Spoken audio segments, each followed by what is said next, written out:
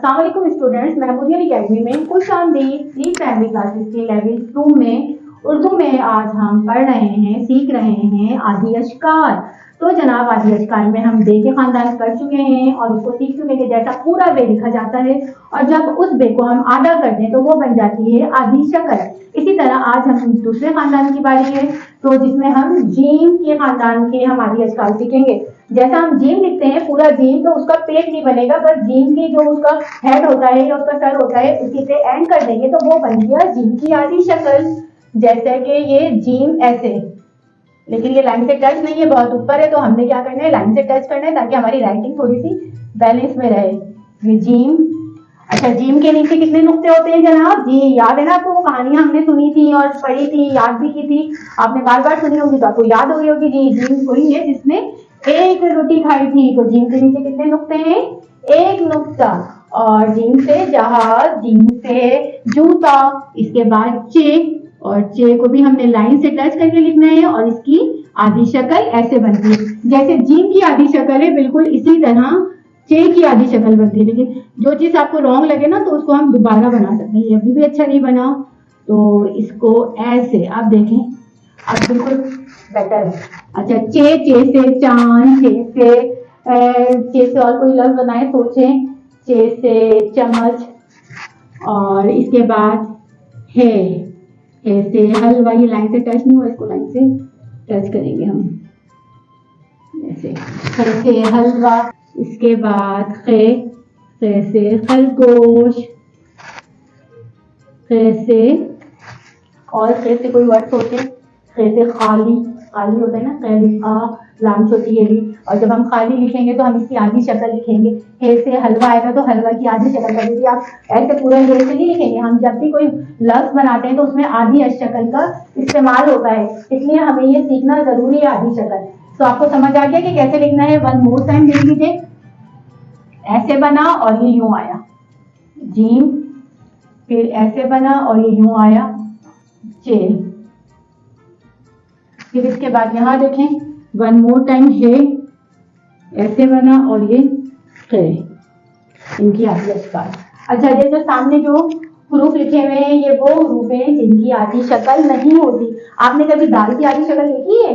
नहीं देखी, क्योंकि इनकी आधी शक्ल होती ही नहीं है। इसी तरह जिसकी कोई आधी शक्ल नहीं होती, ना इस मदर की होती है, ना रेड़े की आधी शक्ल है, ना तोए जोई की है, ना वाओ की, ना इनकी आधी शक्ल नहीं होती। ठीक है, ये पूरे पूरे लिखे जाते हैं। तो आज हमने सीखा जीम, चे, हे, खे की आधी अश्कार सीखी है। आपने इसकी बहुत ज्यादा प्रैक्टिस करनी है, क्योंकि अगर आपको ये लिखना आ गया तो आप जूता लिख सकते हैं। जूता लिखने के लिए आधी शक्ल जरूरी है। ये देखें, ये मैंने जीम लिखा और इसके साथ वाओ, तो आप देख रहे हैं ना कि ये क्या है, ये इसकी आधी शक्ल है। ये जो आ रहा है ये क्या है? ये आधी शक्ल है। इसके अलावा चांद, चे अलिफ चा, नून दाल चांद, तो आपने देखा ये चे जो है क्या है, इसकी आधी शक्ल है। ध्यान रखिएगा, बिल्कुल इधर उधर बिल्कुल नहीं होना है, ध्यान से सुने। कैसे? हुक्का,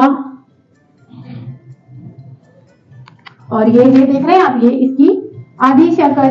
इसके अलावा कैसे खरगोश,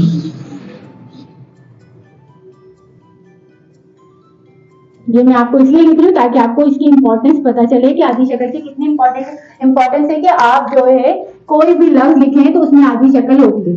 देखिए ये सारे देखें आप, जीम, चे, हे और खे, इनकी क्या आ रही है? इनकी आधी शक्ल आ रही है। अगर मैं ऐसे तो नहीं लिख सकती, ये जीम की पूरी शक्ल ये मैं बना सकूंगी ऐसे?